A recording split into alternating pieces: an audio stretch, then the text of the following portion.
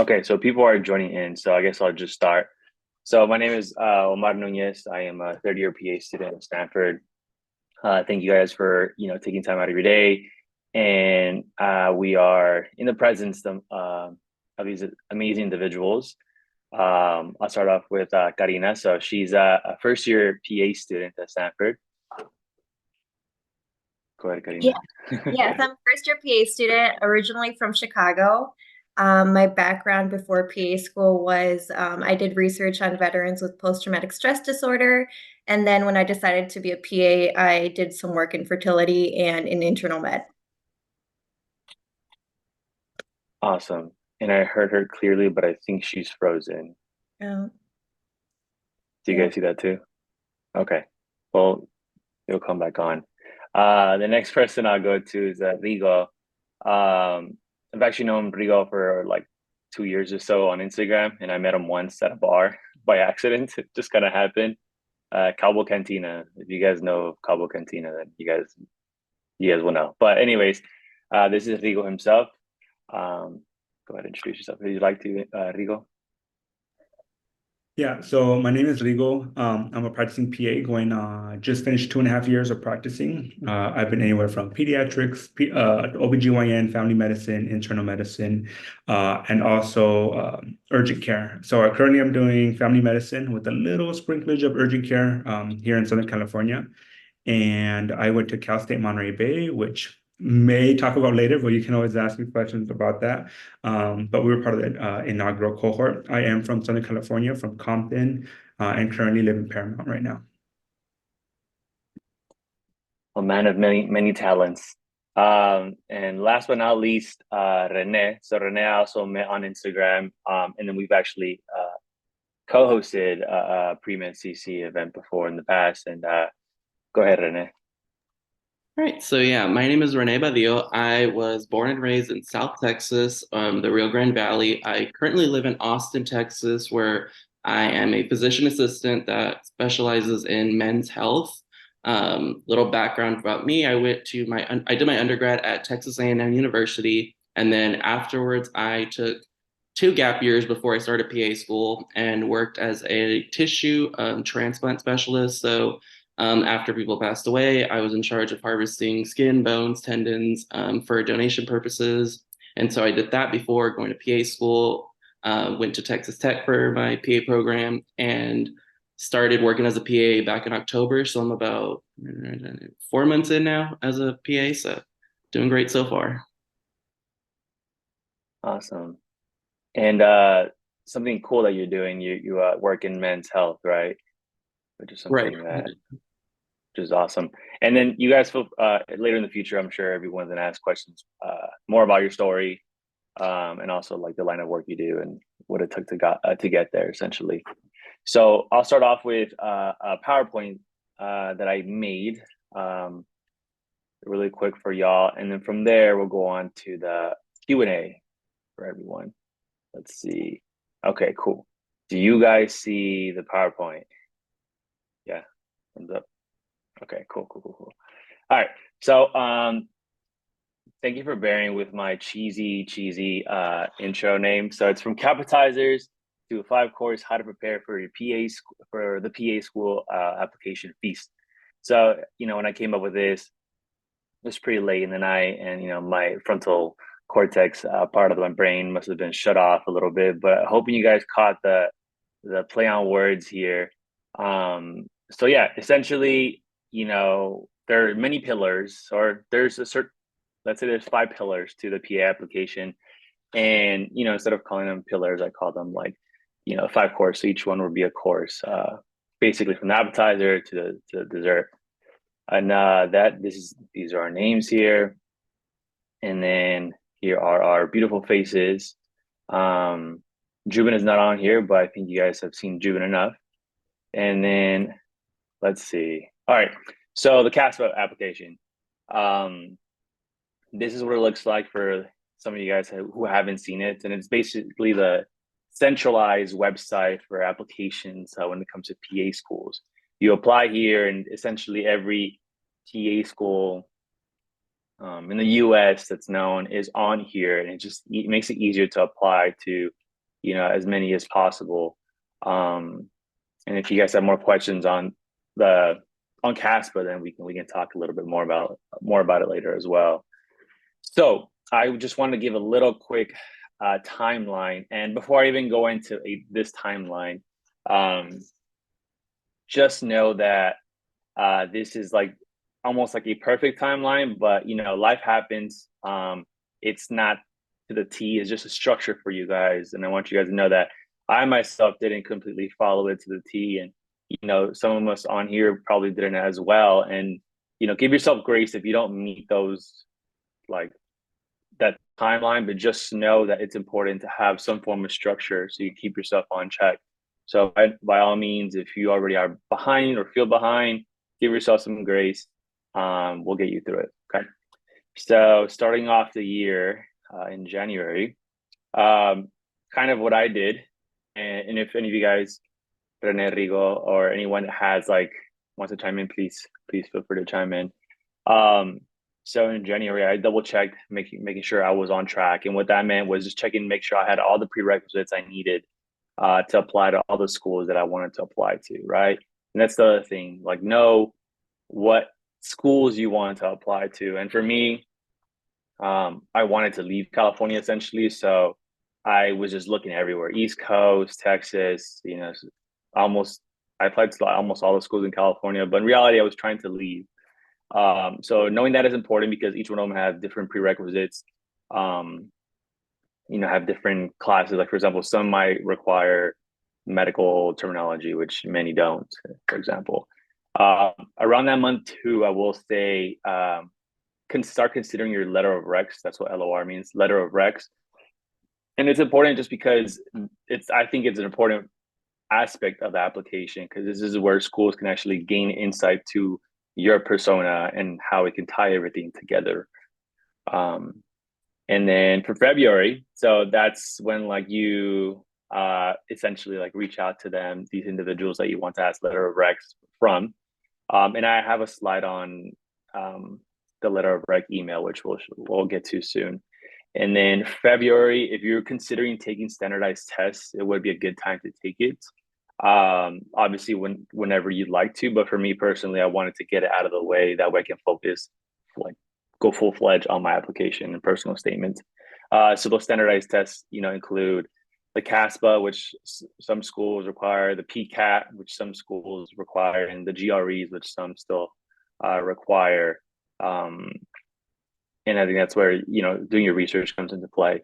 The other thing too that I considered around the time was paid subscriptions. And what I mean by that is a service that can go over your application, that can, help you with interviewing. Even though interviewing is not there, you sometimes buy it as a bundle. I personally did subscribe to one service in particular, but it's not for everyone. I mean, I don't think it's a necessity. I just wanted to explore that option, and I think February is a good time for that. And before I move on to March, April, or the rest of the months, do you guys have anything to chime in on?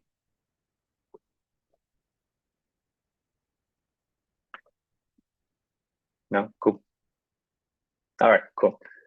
All right, so for March, so I think I started around February to start my personal statement because I wanted to get ahead, because I knew, literature was never my cup of tea. So I just wanted to start just typing.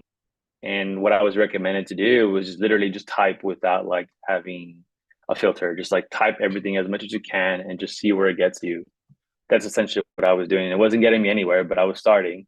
And so that started in March for me. And then something I did every month essentially was remind myself to remind the people I asked for letter of recs from. So that's something I just add on to there, because especially if you're asking professors, PIs, bosses, etc., they're going to be busy, and some of them actually would appreciate if you ask them ahead of time, because if, let's say, they do actually really like you and they have a lot to say about you, they would need time. You don't want to rush them into it and then not get the best possible letter of rec from them. And then April I'm going through really quick. So just know we'll ask, we can ask more questions later when the time comes. But April 27th, that's when the CASPA officially opens up this year. And from there, you can essentially already submit your transcripts. I know a lot of people themselves, like they filled out their transcripts ahead of time in the previous year and saved it, and that actually like helped them submit it right away. I think some of us have done that. I didn't personally do that. I didn't know that was possible at the time. But yeah, it's something you can consider. And then May, June, July, I kept it pretty broad because this is where like everything becomes kind of busy, and it just really depends on how you prioritize your supplementals and everything, et cetera, depending on how many schools you apply to. You know, and a lot of these schools are on a rolling basis. So what that means is that they start accepting, you know, students once the CASPA application opens up. So I think that's something to keep in mind, not to like rush into, you know, submitting your application, but just having that in the back of your mind so you don't like take too much time and just put it on the back burner, you know? And then right when I submitted my transcripts and my actual CASP application, I started immediately on the supplementals. And the way I did it was ranked the schools that I wish to go to. So the schools your number one, your top choices should probably be the ones you work on first for at least two reasons. One of them being, you know, you're going to have more energy. There's less chance that you'll be burnt out by the time you get to those those supplementals, and they also take more time probably. And then on top of that, like if they're on a rolling basis, you want to submit them, you know, as soon as you can, right? And something to keep in mind, it's quality over quantity. So never sacrifice or rush something because it can sacrifice the quality of your application, and you know that can lead to suffering essentially. And then this is where you can also squeeze in some of those supplemental, those standardized tests essentially when you're done with your application, the supplementals, or if you need to retake them, or if all of a sudden you're like, oh wait, I want to go to this school and they require standardized tests, like a standardized test. Now would be the time to essentially, you know, take it. So I went by that timeline pretty quick. Does anyone have anything to mention here? I can mention one thing as far as like the paid subscription thing. I know that the CASPA application is already super expensive as it is. So if it's possible, you can try to utilize any free resources that your university may have or college. I know with through Texas A&M, I was able to get a free pre-PA counselor, and I was able to use that as a former student. I had already graduated when I did the CASPA, and I just kind of kept in contact with the pre-PA counselor, and I kind of asked, hey, is it okay if I do a mock interview or review a personal statement with you, even though I'm a former student? They said, yeah, totally fine. So I was able to get that resource to me for free. So it's something to also look into, because I know exams, CASPA, everything's super expensive. It's not cheap to apply to. So it's a little alternative. And I just have something to add about filling out the CASPA early. Sorry, I have my dog over here. Yeah, so I actually filled out my CASPA a little bit earlier. And then what I filled out was my demographics, my transcripts, and my experiences. And that alleviated so much stress when the application actually opened, because it allows you to transfer that information over to the cycle that you're actually applying to. So yeah, that's just my advice if you could do that.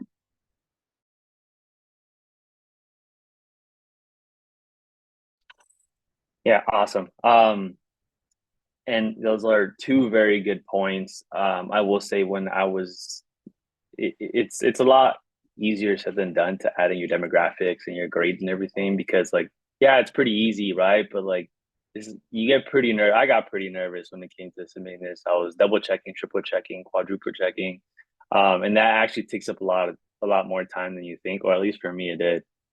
So already having that like ready, I think it would have been game changer, and I'm sure it was. But yeah, And then for Renee, I think it's always important to like just know the resources that are available, at reach. I think that's a skill that like can take you very far, not only like in your pre PA journey, but also as a PA, as a PA student, etc. But yeah, cool. So I'll move on to the next slide here. So no, yeah, there it is. So this is the 5-course meal that I came up with. Bear with me. So the appetizer, aka I'm gonna butcher this, but the amuse bouche or something like that, which is French for appetizer. I saw it as like, the appetizer is the first thing you get, right? Like it's expected, and it's like something like what everyone already just like expects, right?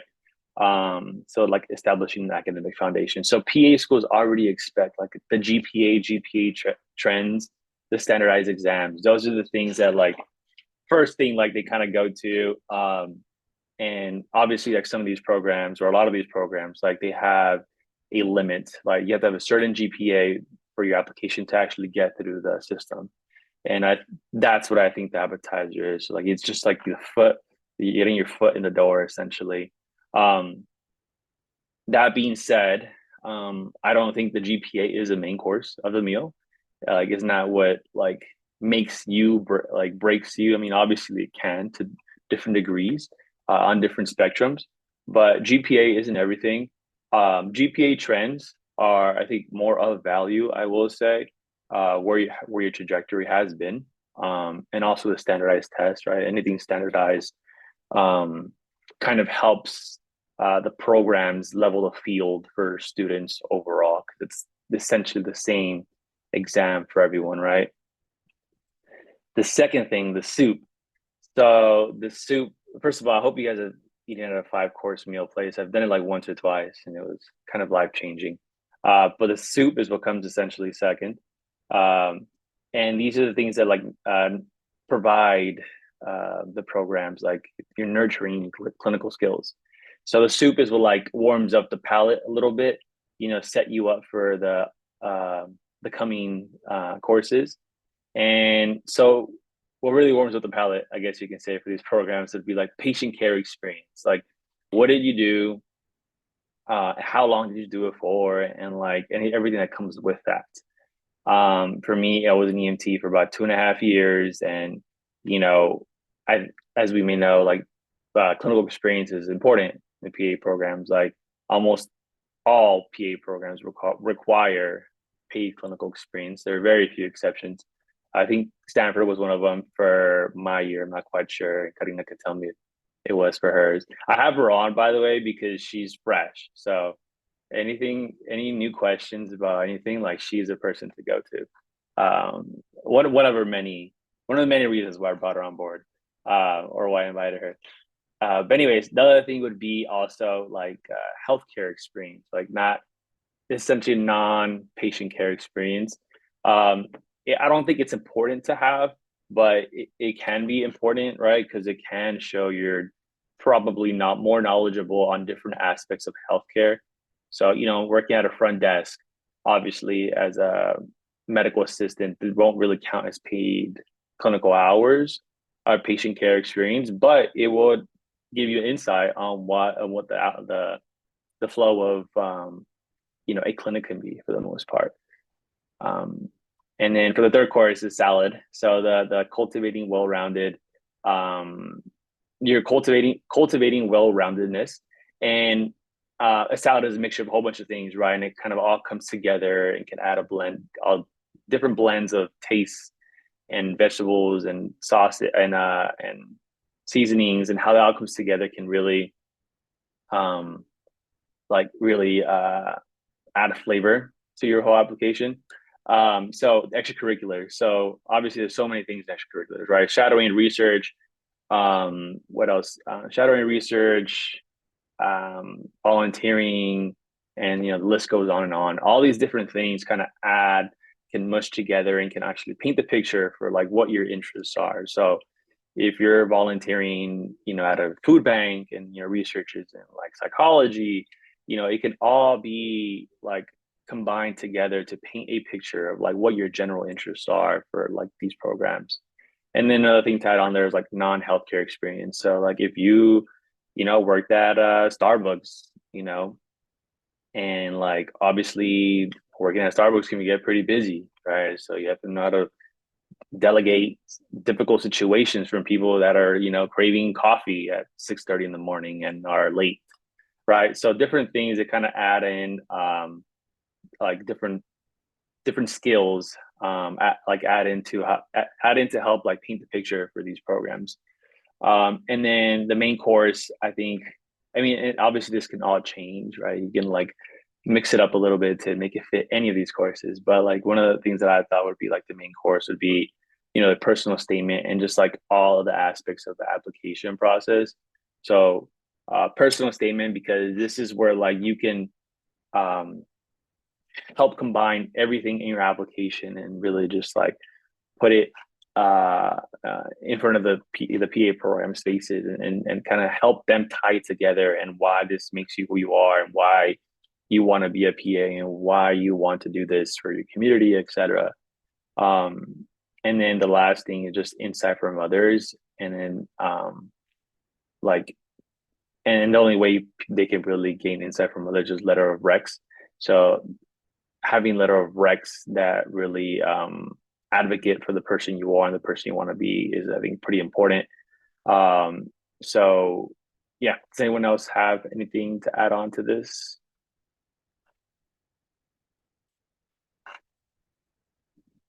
I'm trying to fix okay. Now, cool.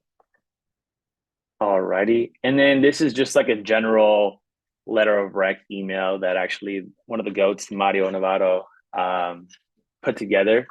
So you guys can just take a screenshot here and sort of see like, well, I can just read it just to get it started. So I hope you're doing well, hanging in there with the headache of moving your classes, the labs online. Is there any way I can help? Wait, please let me know. Oh, just kind of forget that first line. So the reason for my email, I would like to formally request your highest recommendation for PA school, the centralized application for physician assistant school, CASPA, opened up today, and I would really like to submit my application no later than June 1st. If you need additional time assistance or cannot write it at all at this time, I completely understand and ask that you let me know as soon as possible. Within the next week, assuming you agree to write it, you will receive an email from CASPA that will forward you to a small survey window to upload the letter directly to them. I have attached my resume just in case you need it and would like to reference it. Lastly, I just wanted to thank you. Thank you for being such a fun and engaging professor. You helped solidify my knowledge of genetics and microbiology. And for that, I am grateful for.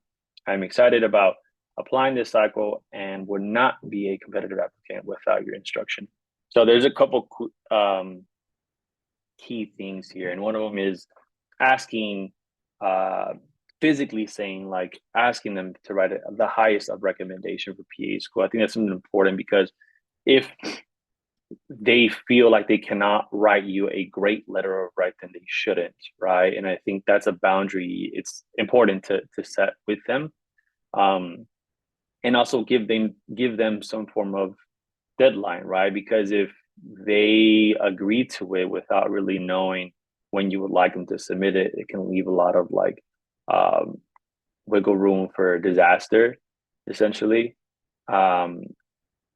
And especially if they're super busy, like if they're going to be away for some reason, Brazil for a month and they can't submit it, then they literally can't submit it, right? So it would be important for you to know that so you can move on to the next individual that you might ask a letter of rec from. So yeah, this is like a little format for you guys. The next one. So this is something I sent out as well. There's some individuals that you might know that don't need instruction on how to write a letter of rec. Like, for example, a professor who's been around for a long time, a PI, someone you can trust. But if it's someone that, like, for example, that you've been volunteering for years, but maybe not know how to write a letter of rec. Like, I don't know how to write a letter of rec. some form of guidance would be, I guess, pretty important for them and for yourself, obviously. And this is something I sort of put together, and I'll just read it out loud. I hope you're doing well. I appreciate your time in advance for reading this email. In regards to the letter of recommendation, I did some research, and this is what I found. I attached a template. Feel free to use it and change it how you see fit. So I wrote, anybody who reads letter recommendations assumes that they will be writing for you because they believe in you, and letter writers who don't know you well will speak in platitudes. So what are platitudes? Platitudes are, a platitude is a remark or statement, especially one with a moral content that has been used often to be interesting or thoughtful. So there's platitudes, and then there's glowing recommendations, and glowing recommendations are better than platitudes, I will say. And here are some examples. Let's see. Ooh, no. Okay. So a platitude. Stefan has a positive attitude and works well with others. A glowing recommendation. I don't ever remember him saying an unkind or angry word. He is the most positive person I have worked with in my laboratory medicine career for 25 years. Another example. So I'm trying to get these. Okay, another example. I think this person would be a good fit and would be capable of performing the relevant duties. Pretty general, right? It's nothing too personal at all. A glowing recommendation would be, I am really sad to see this person go, but you're so much the better for it because they need to be in this field, and I am enthusiastic about them. So essentially, a glowing recommendation is a little bit more personal. You add something that specifically you experience with that person instead of having very vague compliments, if that makes sense. Okay. And then this is just one I attached for those individuals that I sent out a letter of rec, and you guys can definitely just take a screenshot of this. It's essentially giving an example of a letter of recommendation, especially for those who might have not written enough letter of recs or who have never written a letter of rec, but it will be vital for them to write a letter of rec from you, right? Because of the the amount of quality time you spent with them, or etc. Okay. Moving forward, does anyone have anything here? Okay.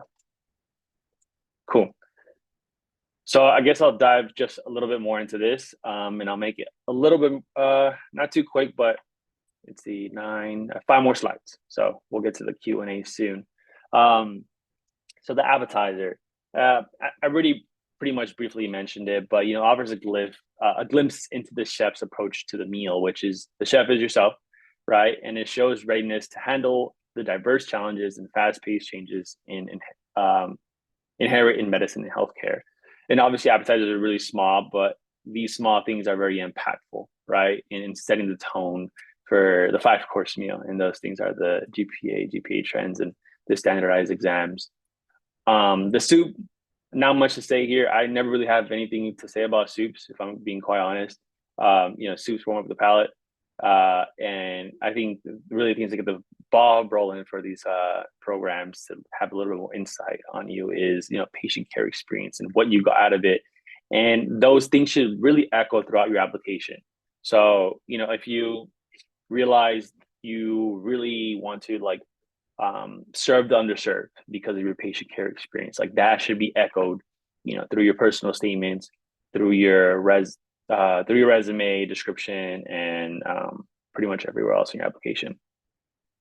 Cool. And then the salad, again, as I mentioned, it's a collection, a mix of ingredients that come together in a plate, right? And it shows a variety and depth of general experiences throughout your entire application.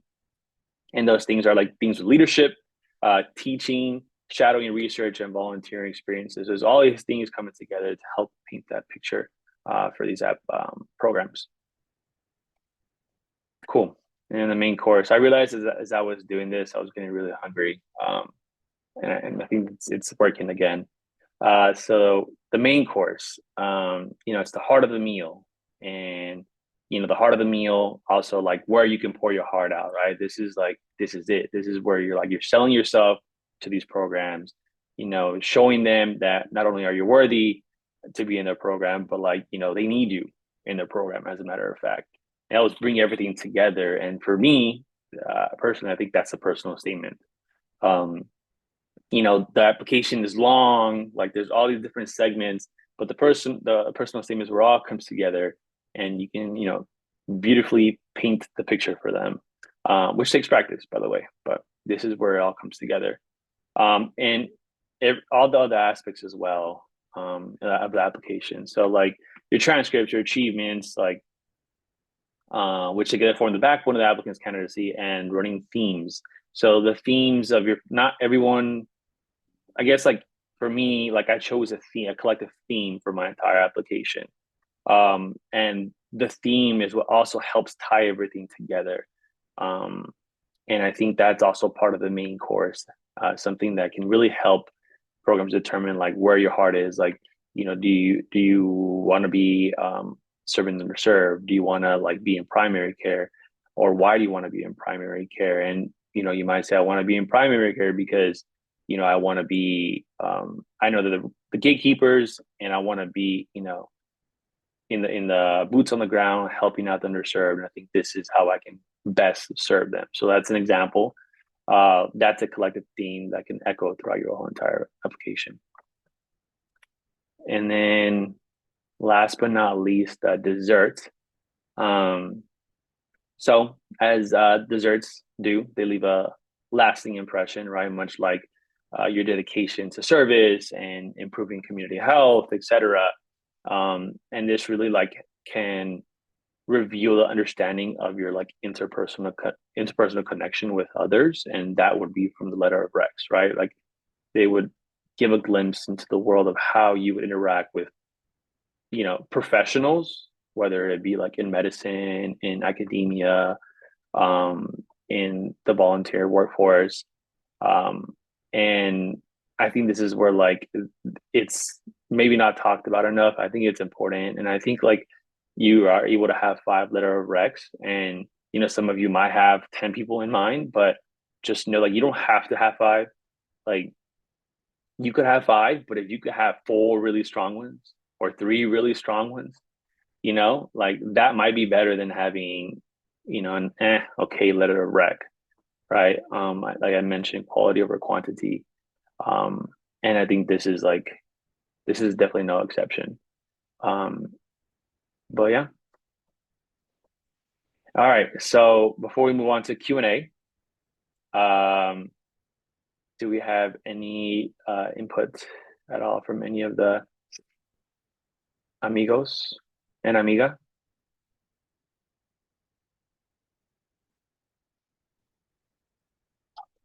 Okay, cool.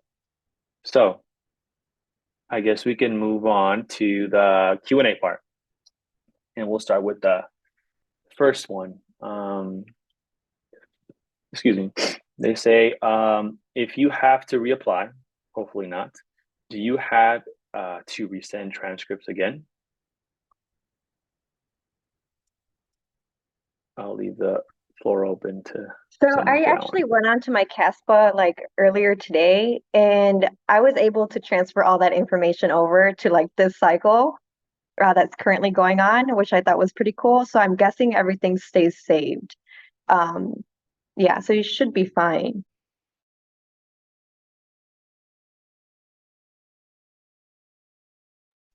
Cool, that's definitely awesome. Let's see. I'm gonna move on to the next one. Okay, cool. The next one by, sorry if I butchered this, Anjali Sharma.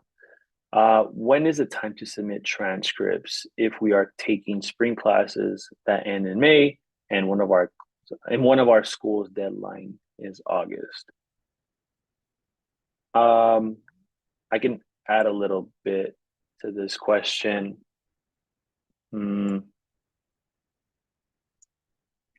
So I think that varies from program to program. Some programs actually allow you to continue taking courses by the time you apply for the program, and some of them might say one. I think the most I ever saw was 2 courses, and some of them can only be like electives and not like core classes.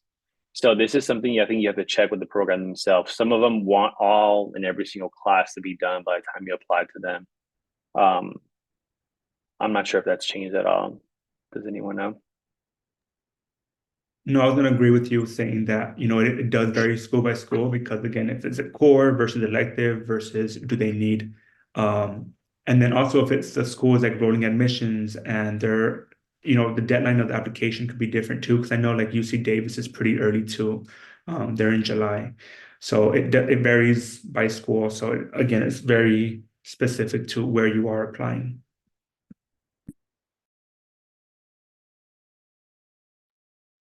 Makes sense. Okay, cool. Let's see. Next question by Allison Castillo. Should I create a CASAPp account right now just to familiarize myself with it? Honestly, yes. I wish I would have done that beforehand. Just create an account, get the ball rolling, see what things look like, watch some YouTube videos on how to fill it out. And just familiarizing yourself now will take a lot of stress off, honestly, in the future. Did anyone do that? I know Karyna did. Anyone else do that? I did, but back in the day when I applied, it would, when you made an account, it would count it as like a reapplication, even though you didn't apply. But now it's different. Now you can open it and start transferring grades and everything else. So, yeah, play with it. If you're still scared, you can make a fake email and just go from there. But just to get familiar, especially when it opens up and it's live, you can start playing with it. It's smart. Yeah, just don't fill out like anything further than, so I did demographics, transcripts, and experiences. Anything more that you put into there, like your personal statement will erase the next cycle. And there's a few other things that will erase. So just do those 3 things. So demographics, transcripts, and experiences. Wonderful. Okay. Allison Castillo again. Could you go over what supplements are? Does anyone want to jump into this one? I'm feeling Renee. I feel like Renee wants to. Oh, of course. The supplemental applications, I think it varies with the different programs. Each program will have its own version of a supplemental application. And what that usually is it's a series of questions that they will ask on top of the regular transcript, like the CASPA. So you'll submit CASPA as part of the application. And then I think when I applied, there was 1 or 2 schools that had a supplemental application. Not all of them did. But it was just extra questions that they asked, whether it was pertaining to their morals, if they align with yours, or just basic questions like why our program and things like that. So it kind of just depends on the program, what they ask out of it. But generally it was usually, from my understanding, it was just a series of questions. I can't remember if any of them required anything more than just answering those. There was one, I think it was Stanford actually, that required an updated CV as part of my supplemental. So I thought I think it was only Stanford that asked for that. Got it. Yeah, there was some schools, very few schools did that. And I think that's also important why you should continue to try and keep working through your clinical hours, because obviously when you first submit your CASAPp application, it could be days to months before you get to someone supplemental. And then by then you could have, far more hours or far more volunteer hours, etc. But yeah, very few ask for that. And then supplementals, like Renee said, it just varies. Like some will ask literally 1 question, and some schools don't even have supplementals. So when you submit your CASAPp application, like that's the application. Yeah. So it also wouldn't hurt too much to just submit those, right? Cool. So next question. Let's see. How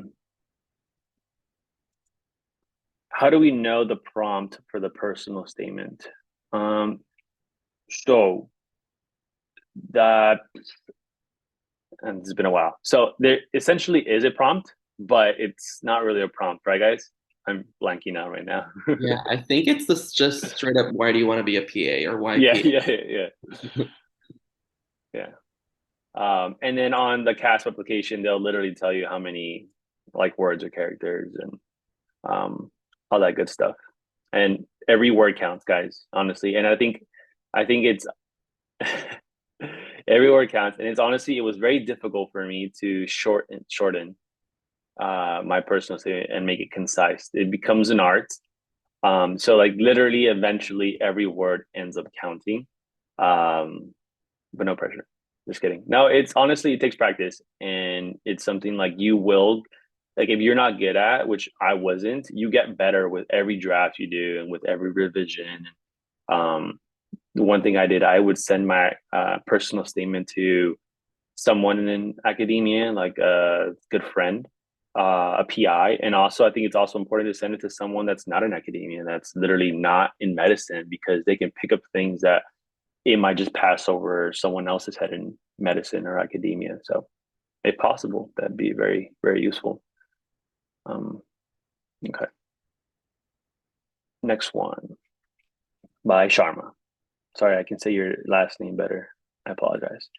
How long did the supplemental application take compared to submitting the CASPA application? I'll briefly say that the CASPA application in general takes longer. The supplemental for each school, it varies on what they ask for, how many questions, etc. And then how many schools you're applying to have supplementals.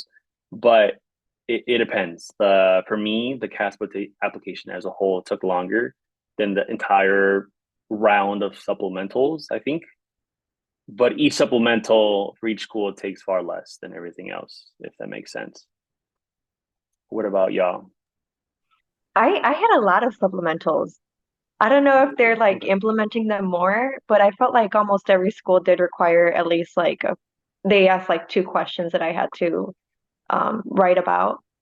So I don't know if that's like different or yeah. I hate writing, so I applied to schools that didn't have supplementals except Stanford and USC back in the day. But there's some schools, like I'm reviewing personal statements and also interviewing for some PA programs. There's one coming up in Southern California, and their question is like they have three questions, but one of them is like, what are your ties to California? Meaning like, were you born here? Do you live here? Do you still live here? So pretty simple. So it just varies. Yeah, and by the way, Rigo is like the pre-PA, pre-branch like mentor for the USC program, right? Something of that nature. Yeah, so everyone knows what he's talking about. But yeah, supplementals. Yeah, I think it varies. There's very few that I applied to that didn't have supplementals, but I'm sure it's getting far more competitive. So yeah, let's see. Henry Nava. So due to loss of fund at my university, I can't use my pre-PA counselor. Any advice where I can find free resources that help with this process? I think that was in tied to what I had mentioned about that. So, as far as good free resources, honestly, YouTube. When it comes to the whole pre-PA process, whether it was doing the CASPA or doing the interview statements, I watched a ton of just YouTube videos of people who went through the process already, made videos about tips and tricks for everything. I know to plug Mario Navarro again, I know he made a really good YouTube video for both the CASPA process and the interview process. So I would definitely, those are videos I wish I had as well when I was applying. So definitely do your research there. And then also I watched a lot of videos of just top 10 most common questions asked at a PA interview. And I just watched them all down the line and, thought about how I would answer each of those questions just to be ready for those standard questions, like why PA? Why PA not MD, et cetera, why our program. So it's good to be familiar with those types of questions. And so, yeah, there's plenty of free videos. I used a lot of YouTube on top of the counseling that I had received from the program. So.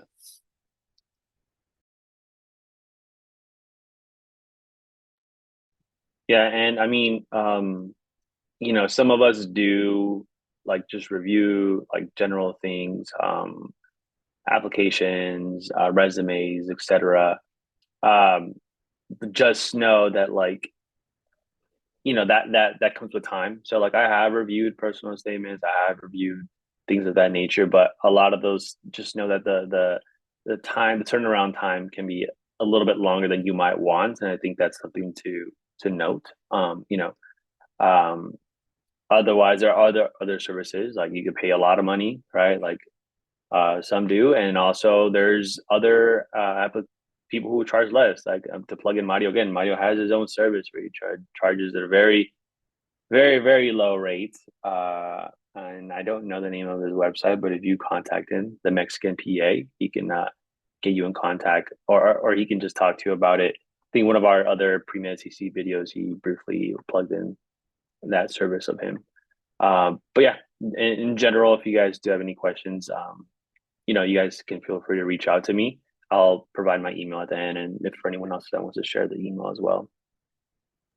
I just thought of this. I'm not sure if it will work, but I know a few schools have writing centers. I know recently, like here at Stanford, I went to the writing center for something scholarship related, and they were like all for reading my statement that I had for that. So I'm not sure if like if you could reach out to your school and see if they offer something like that, and if they're willing to read your stuff.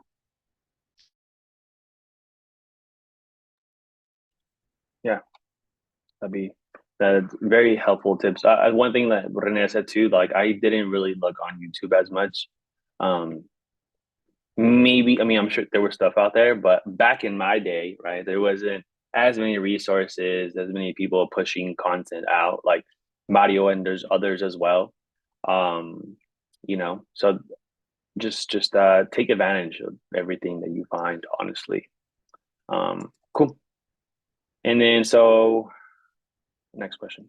So Sharma again, being in various leadership positions considered non-healthcare experience. Trying to figure out what this means.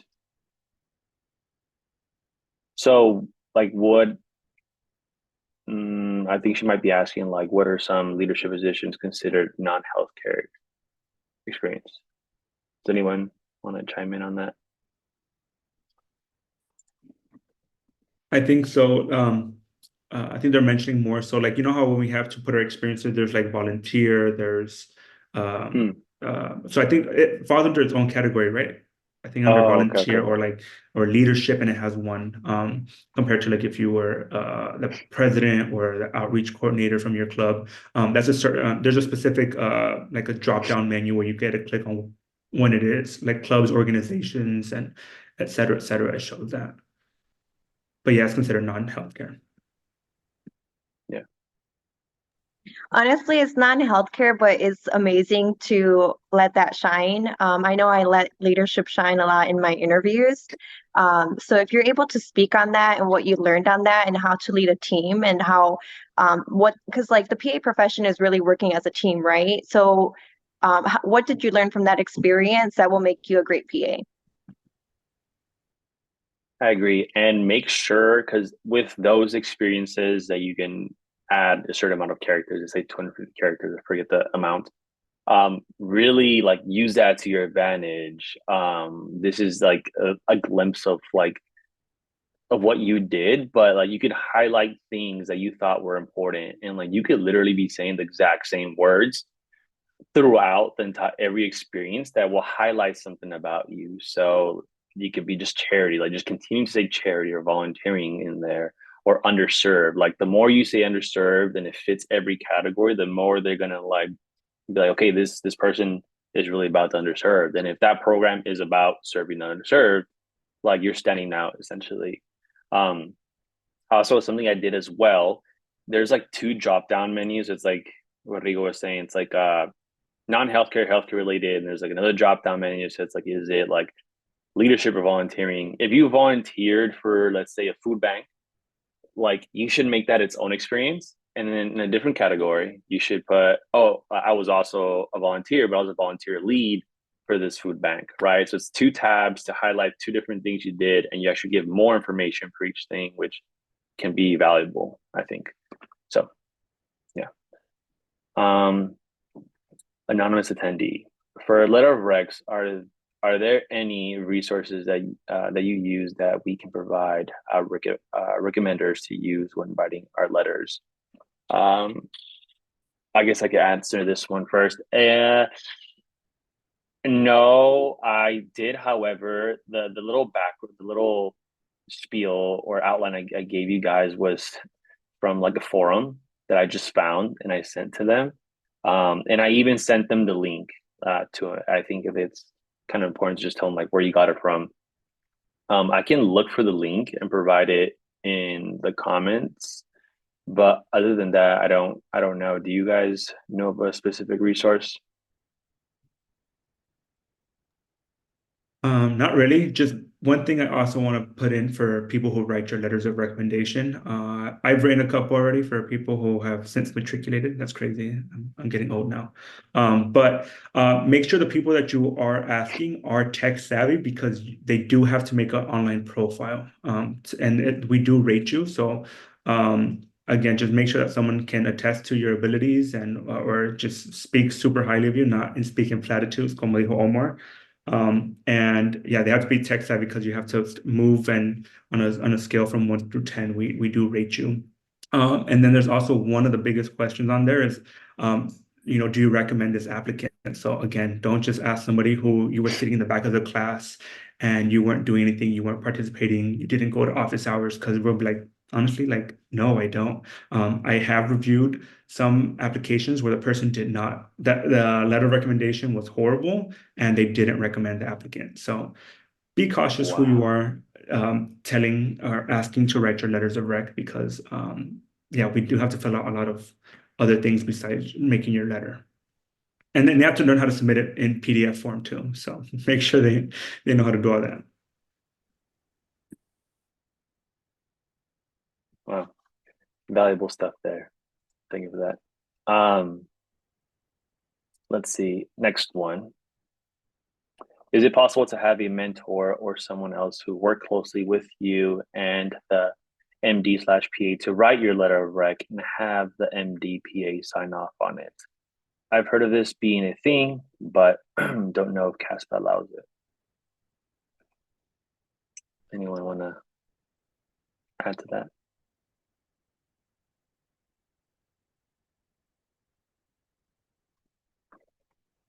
Wait, can you repeat that? Sorry. I can't see Yeah. the questions on here. I'm using my phone, so sorry. Oh, no worries. Okay. The text is like super small for me right now. Okay, let's see. Is it possible to have a mentor or someone else who worked closely with you and the MD/PA to write your letter of rec and have the MD/PA sign off on it? I've heard of this being a thing, but don't know if CASAPp allows it. Seems shady. I don't know. Yeah. I think we advise all of us no. Yeah, I wouldn't suggest it. Yeah, that can end pretty bad. But anywho, okay. Next one. Okay. Is it next one? Yes. Okay. So when I was considering applying to medical school, I recall that there were core competencies which were recommended that we reflect throughout the application. By any chance, is there something similar for PA schools? Not 100% sure what they mean by core competencies. Like classes? Does anyone have an idea what they might be referring to?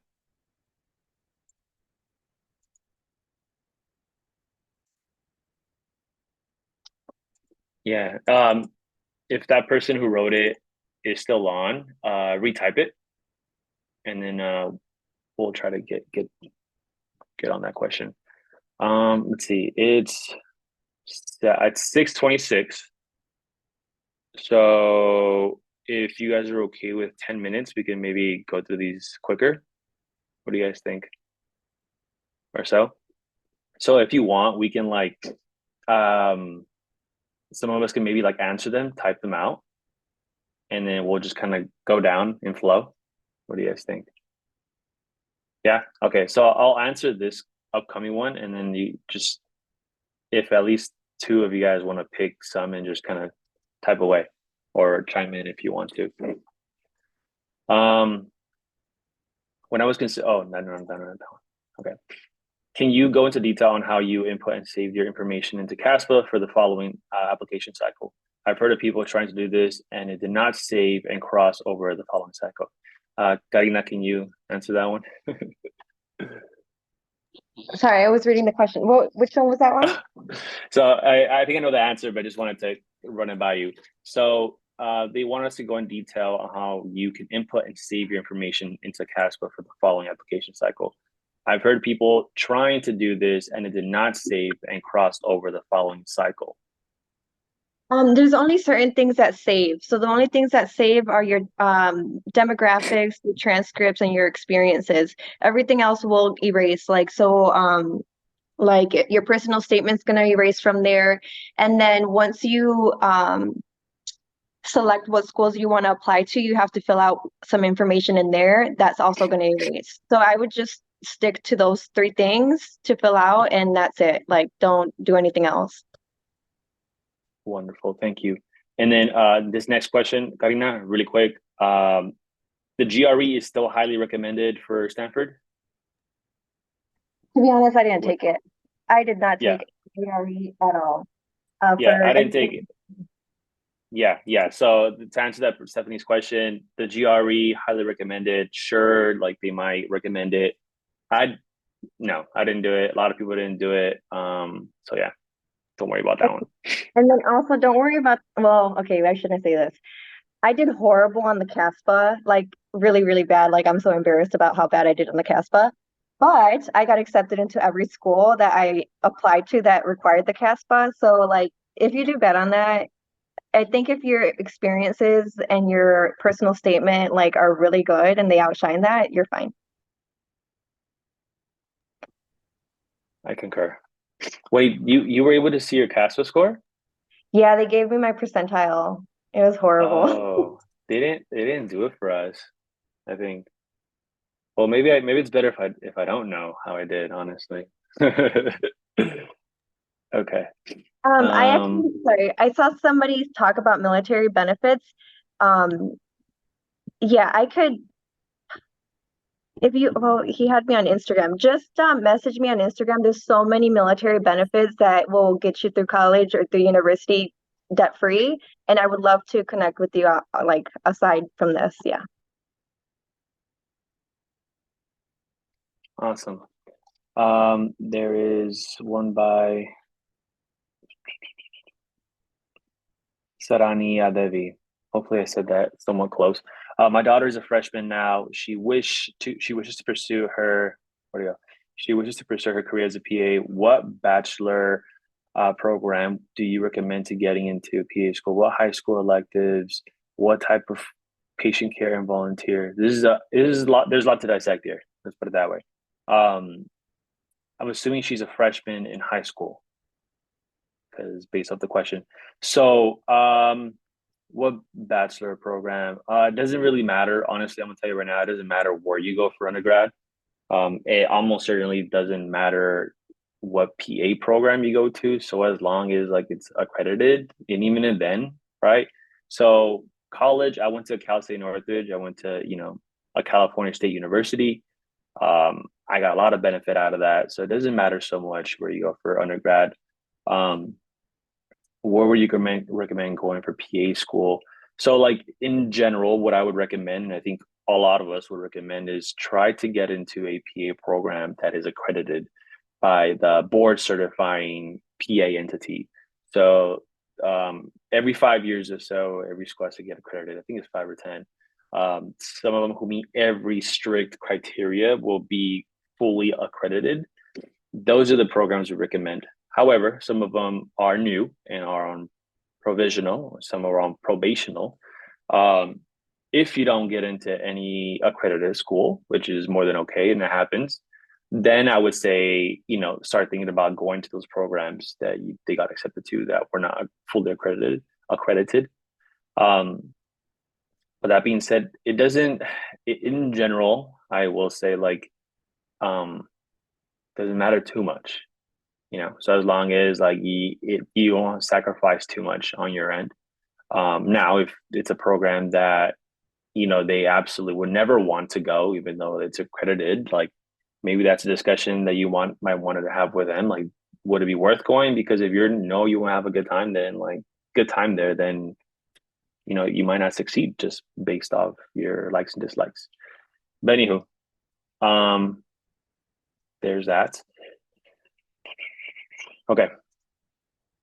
Alejandro. By the way, if one of you guys want to switch with me, feel free, and I'll start typing, and then, yeah.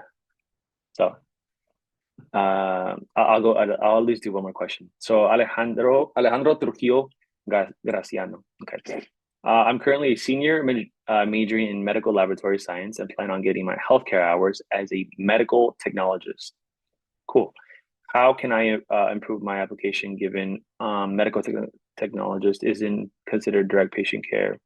I have around 1,000 hours as athletic trainer aside as well. Okay. So I think being a medical technologist sounds really cool, and I don't even quite know what that means. And I think that's a good thing because it's unique in its own way, and I think that can help you stand out in many ways. So if you want to continue doing that and it's paying the bills, then keep doing it, especially if you enjoy it and it's unique. Athletic trainer on the side, that's a good thing to do on the side, just because some PA programs, I don't think all of them might accept that as paid clinical experience, but I think a good amount of them do. I think that's where you have to do your research and see which programs accept it. And you could even start even more specific, think of what programs you would want to go to, and then look if they count that as paid clinical experience. And if they do, and if you can sacrifice doing medical technologist a little bit, like take some hours away from that and add it to the athletic trainer, because that would add potentially to your patient care experience. And I would say try to do that if possible. Although I understand there's many reasons why you probably wouldn't do that, but yeah, cool. How are we on time? We're good on time. Okay. How does someone get research experience, and is it important? I think that's up for debate. Let's see. I think research is valuable. I myself did research. I think it's not valued or as necessary as medical schools. But I will say, the PA profession, the PA degree, is a master's in itself, which essentially means, there should be some research. There might be some research that you might be doing in your program, especially if you might want to consider doing research if, you want to broaden your resume and scope of knowledge. But especially if you want to apply to programs that are research heavy and are larger institutions, programs like those would be, some of the UCs or the bigger programs. I think having research gives you that edge, and it also can potentially give you a letter of rec from API, which is essentially your boss, which essentially you're volunteering for, which essentially is also someone in academia. So it's like you hit three things at once. So I think that there's some value in that. So yeah. And then I have something to say about research, since like how I got my research job was very weird if you do want to get into research. I actually ended up emailing a whole bunch of PIs in the Chicago area who were doing PTSD research. And I was just like, hey, like, do you need a volunteer? And I emailed probably like 10, 15 researchers, and only one emailed me back. And I got the best experience out of that. And then I ended up getting hired by them and working for them for like 5 years. So yeah, so it was some good stuff. Sometimes you just have to take a risk and yeah. I agree. And that kind of is a perfect transition to this other question. Any tips on how to shadow a PA? And I was answering just cold email literally everyone and anyone. Like that's something I really wish I did, and I wish I took part in and valued in the past, and I didn't. You literally will miss 100% of the shots you don't make, and that's a quote that Michael Scott said, that Gretzky said. I don't know if you guys caught that from The Office, but literally it's true. Like you have nothing to lose. Like I really wish I would slide into PA's DMs and LinkedIn and then just say, hey, can I shadow? And then just build a script. And once you have a script, which literally you can get it on probably ChatGPT nowadays, right? Build a script, copy and paste it literally to thousands of people in the world. Like if someone's gonna say yes, right? Anyways, so there are other questions by Sharma. How many PC hours did Stanford require? Paid clinical experience. Is that what it means? PC? Is it politically correct? Which one? Stanford did not require any hours for my class in 2021, if I recall. It was just highly recommended. Stanford is one of the exceptions that don't require patient care experience, and that the logic behind that from talking to people is it allows them to accept and consider other applicants that might be more unique and can offer a lot of different things that are not necessarily in the paid clinical experience. Although that does not mean they never worked in healthcare. They worked in healthcare to some degree, but their specific area did not qualify as paid patient care experience. So, yeah. Okay, let's see. We got a few to go. What is a CASPA score? What are they scoring? Does anyone know what the CASPA score is?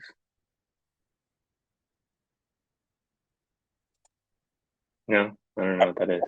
No, I mean, I guess it's like a personality test. I swear I'm normal. Like, 'cause it was just a very bad test. Like, I don't know. It's weird. They like record you. They ask you a question and then they record you.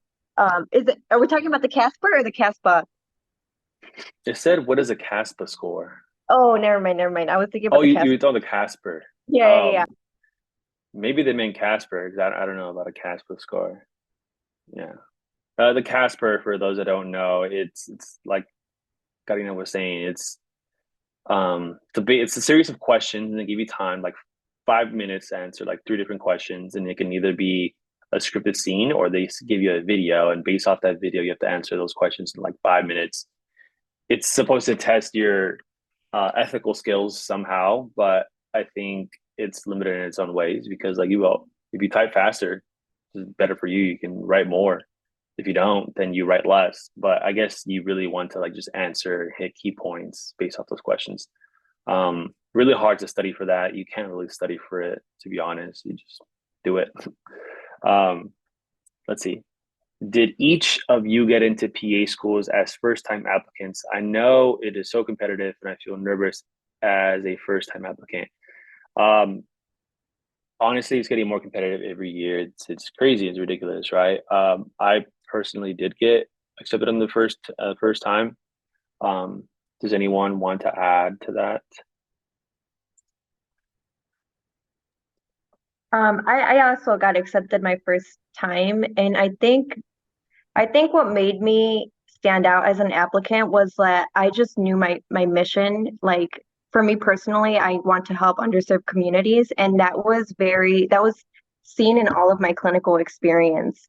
I had worked with underserved communities, like basically my everything, like my volunteer experience, like my research experience, everything showed that.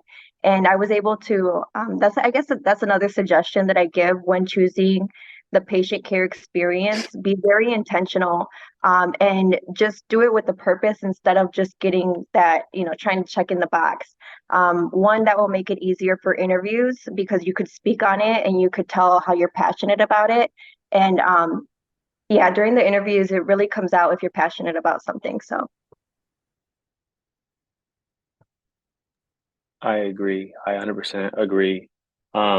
I think one thing that allowed me to possibly do that was taking gap years. Honestly, if I would not have taken gap years, I would have not probably got into PA school. I think there's beauty in pausing and trying to not only for me, not only to take a break from academia and medicine, but to just like rejuvenate myself for my own mental health and also be able to have the energy to continue and to broaden my array of knowledge by taking more classes or doing more paid clinical experience or doing more research and just really having time to breathe. And like honestly, that allowed me to become the applicant I was. And for anyone who says don't take gap years, I think they're wrong. I think everyone, first of all, they're growth years, as Mario says. They're definitely growth years. And I think that's something you should continue to say.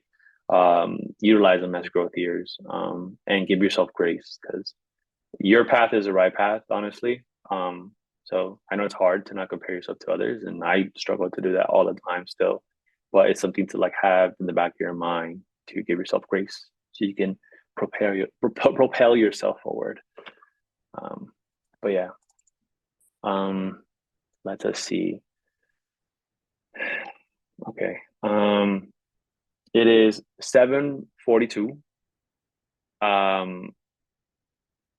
I don't mind saying a little bit longer, but if you guys, for respect of those who need to leave, please feel free to leave. I completely understand. I think we are banging these up pretty quick. We only have a few. What do you guys think? I'm good. I'm off tomorrow, so I'm Nice. okay. You have to stay. You guys are off tomorrow. Where are we going? Where are we going then? Where are you guys taking me out for breakfast? Just kidding. aren't you up north? Yeah. All right, let's do this. Noemi Carratero. Okay. Did each of you get into PA? Oh wait, that's the one. Just never mind. Is doing research good? Considered good in a PA application? It definitely won't be considered bad. Like 100%. If you can do research, and if you can fit into your schedule, and you don't have to sacrifice too much, and like it's just do it. Yeah, I would say I would actually advise for you to do it if possible. I will say like keep mentioning quality over quantity. You don't want to outstretch yourself too much. If you can fit something like research, because research can be a lot. It can definitely be a lot, especially if you don't enjoy it. Like especially if you don't enjoy it. I think that's like the key thing. It will be torture if you don't enjoy it. And honestly, the first research thing that you get might not be your desired one. And maybe I think that's something to just consider. Like if you don't like it, doesn't mean you hate research. It just might mean you hate that research, right? So if you don't like it, I would consider like maybe trying one more time elsewhere to a more desirable place, which you can probably get if you already got your foot in the door in research. But yeah, I would consider it if possible. Yeah. Anonymous says, what are some good ways to get clinical hours, and is getting into research worth it? I guess this kind of really adds on to it. Yes, I think research is worth it if you enjoy it and if you have time for it. What are good ways to get clinical hours? So in general, you want to look for jobs that are considered paid clinical experiences by these programs. And the general ones that do are like CNA, EMT, obviously the ones with higher position like RN and paramedic. A lot of them like accept medical assistants that are back office, so helping with the patients. There are also others that like athletic trainers can pass them. Some count phlebotomy, but this is where it gets tricky, and like you should do a little bit of research on that. There are some photos out there and descriptions of which ones are generally accepted online. I would see if I would try and find those if I were you. Yeah, sorry, I don't have it on me. Does anyone have anything to add to that one? No. Does anyone want to tag team with me? I can switch off if anyone wants. I'll keep talking, but I don't know how much better my talking will get. I can try to answer some of them talking. I think Cool. I haven't yapped in a while, so let me go Let's do through it. these. So you already answered the clinical hours one at the top. What patient care jobs do you think prepare you best for the job and make you more competitive? I think it depends on type of job. So with my job personally, I had no like living patient care experience. All of my patients were non-living. So I was a bit of a disadvantage there going into PA school because when I first time speaking to a real patient was actually during my first OSCE, and I had a big old panic attack before because I had no idea how to speak to a patient or what a soap note was or anything like that. So I think any type of job like an MA or a scribe, I think would be beneficial because one, you're going to get that direct patient care contact where sometimes you're the one going in, getting the history, taking the vitals and all of that, and presenting the cases to the provider. Like my MAs, for example, get a full history for me, take all the vitals, and then present to me the patient before I go into the room. I think that's a really good skill to have because once you're in PA school, that's what you're going to be doing, especially on clinical rotations. You're going in, you're getting the history, talking to the provider before they go into the room, what the patient's deal is. So that's a really good experience to have as an MA, to already be familiar with that. Another thing too is with the scribe, and I can attest to my first few days as a provider, my charts were not pretty. I was not sure how to organize anything in the charts. I was constantly getting reports saying, why did you put that there? What did you put there? A lot of chart revisions I had to do in my beginning time. And I think being a scribe, you have that experience already of knowing how to one, work an EMR system, and two, knowing what to put in what sections of the chart. So I think either of those are really good skills to have before PA school. Like I said, they're not required. I kind of winged it on my own, figured it out, but I think those were definitely jobs that, looking back on it, I wish I had that kind of experience before because it would have made PA school and being a PA a lot easier.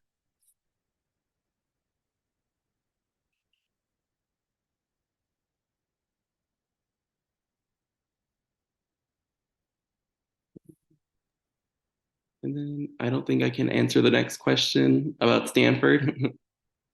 If y'all can, what is unique about Stanford that they look for research experience? What is unique about Stanford? Do they look? I think for me it was definitely a highly recommended or just recommended. Um, in general, whether it's Stanford or institutions like Stanford in general, and I think the trend is going there regardless for PA programs is research is it will make you stand out. Generally, if the program is research heavy, you become a better applicant in their eyes because they're going to want you to perform research, and they are making us perform research essentially as a PA student. So if you have experience, you're a little bit more like desirable for that program. What do you think, Karyna? Um, did you do clinical research? Because I think clinical research is more like suggested. It has, because I mean, people do research on like, anything, but like if you really get that patient experience, I think that also stands out. So, Yeah, I think if you do clinical experience, definitely would like stand but like, out. the clinical research, like for example, like for me, I did research, but I did research while my research really was to look at patients with PTSD and their PTSD symptoms, like their depression symptoms. So I would ask them all these measures, and so I was checking off the box of like like patient care experience, but also checking off the box of research at the same time. So it was like a double thing, which I thought was 100%. A double dipper. Yeah, no, 100% agree. I think those bring far more value. So yeah, I would suggest that if possible. Right. And then the next question is kind of one for all of us. What was you guys' GPA after college, if you don't mind answering? I don't mind sharing mine. I think from undergrad, my GPA overall was like a 3.36 or something like that. Definitely considered on the lower end of the average. And I think my science GPA was even lower. It was around a 3.1 or a 3.2. I had a very humbling freshman year. I didn't do so well in those chemistries, biologies. I actually failed biology one the first time I took it. I had to retake that one. So just a good example that good GPA is one thing, but it's also important to show GPA trajectory, like Omar had mentioned in the PowerPoint. So my freshman year, I did really bad. I think my average GPA freshman year was like a 2.3. And then sophomore year, I improved. I got my act together. Junior year, senior year, my GPA kind of goes up towards the end. So I was able to save it to up to a 3.3. But yeah, that's my GPA story.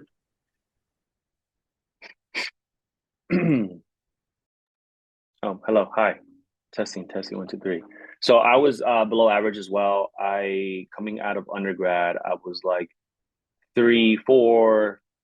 And then by the time I applied, I was like at 3.49, which I thought I was 3.51. I didn't realize till I went through my CASP application like a couple months ago. I was like, what? Anyways, but yes, and just to like echo what Renee was saying, like essentially like GPA is not everything. That's why I personally didn't have the GPA as the main course. It's just like the entry level thing, like to get your foot in the door. GPA doesn't say everything. Trends do say a lot more, and specifically addressing those trends, those quote unquote failures, which aren't failures, right? You just learn lessons.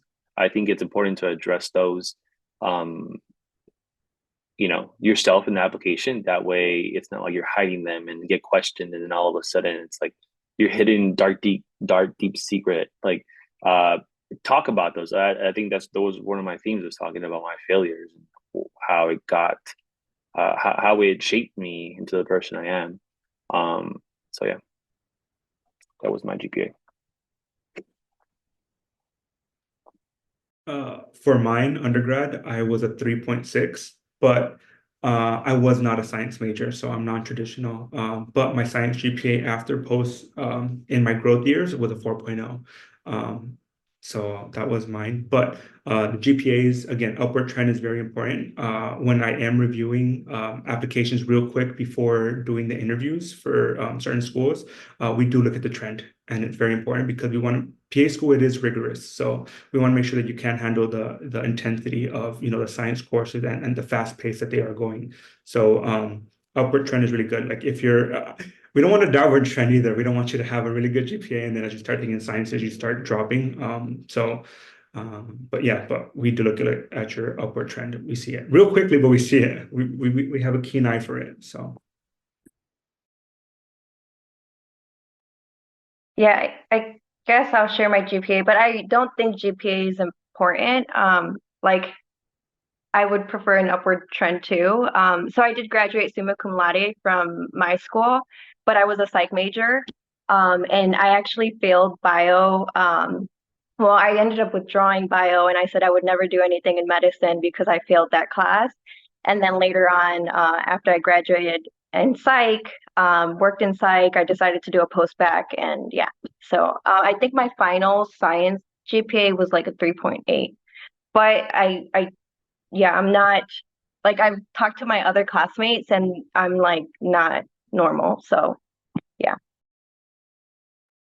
You're not normal. I think a lot of us, the first thing that came to my mind was like DSM-5. We all have a little bit of DSM-5 in us. We're not all that normal.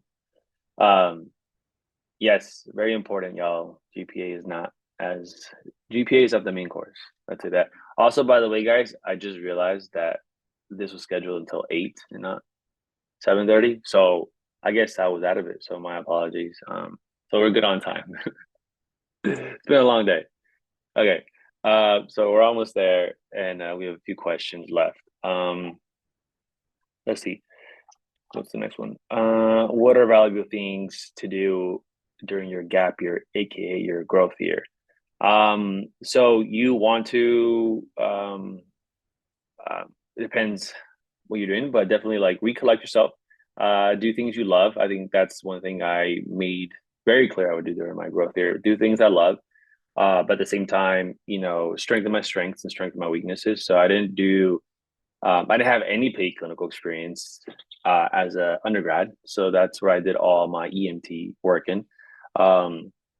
Did a lot more volunteering, which I didn't have too much of, and then I took the prerequisites that I needed, which were like anatomy and physio in the labs, and I took like medical terminology, and I think that was pretty much it. And then also I made time for the gym, for the exercise, which I was very inconsistent throughout my undergrad. So those are the things I really made time for. But just know that you want to be still, you don't want to like completely fall off, and then the programs look at you like you didn't do anything for 2 years. But unless you went to Southeast Asia to explore and do all this kind of crazy stuff like that, I don't think that would be a good. I think that would be a good story. But essentially, you want to continue proving to the programs that you still want to be a PA and be a PA student. Yeah. Anyone want to add something to that? Yeah, so I was on a similar boat after I graduated in August of 2019. I had no PCE, I had no healthcare experience, I hadn't taken the GRE, I hadn't done anything aside from volunteering and some shadowing. So I took 2 gap years. So I started PA school in 2021, graduated 2019. So during those 2 years is kind of when I got everything done that I needed to for PA school. I got my healthcare experience through my job. I took the GRE. I did everything that my application was lacking in. I made up for it for the upcoming cycle. Because if I had applied to PA school while I was in school, there's no way I would have gotten in because I had none of the requirements done. So that's kind of what I used sorry, I was calling it a gap year, my growth year. That's what I was using it for. There we go. I took 5 growth years, but again, I was non-science. So again, that's where I took all my science courses. That's where I got clinical experience. That's where I did shadowing. I did everything, volunteered, even though I did a lot of volunteering in undergrad. But one thing I always tell people is like, don't stop doing anything, like I know it's like a lot of negatives up in there, but continue. If your GPA is a little bit lower, take a course. Obviously that's something that applies to PA school. If you're volunteering, get a little bit more volunteering hours. All that it's going to do is going to strengthen your application. But yeah, keep doing something. It doesn't have to be healthcare related. I did volunteering with juvenile gangs in South Central, and that's nothing related to PAs. I was a substitute teacher because I love working with kids. That's how I landed my first pediatrics job after PA school. I did that for those 5 years. What else? I was like an assistant to the high school counselors because again, we want to make sure we upbring minorities into higher education in these spaces, even if it was trade versus something else post high school. So anything you enjoy doing, just do it. Again, I did subbing compared to anything I could do with my bachelor's because it paid more. So whatever pays the bills, because after you graduate, life is tough too. Volunteering can be a little bit rough because you got to get that bread, So, and these paid clinical experiences it pay almost minimum wage. So do whatever you can, but just don't be stagnant. Keep doing something.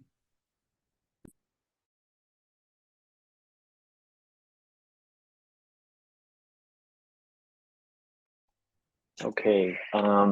Seems like we have essentially 2 more, but really 1 more. So by Anonymous, is a CASAPP something you take before you is a CASAPP something you take before you apply for the CASAPP, or is it something specific schools ask for after your CASAPP application, like secondaries?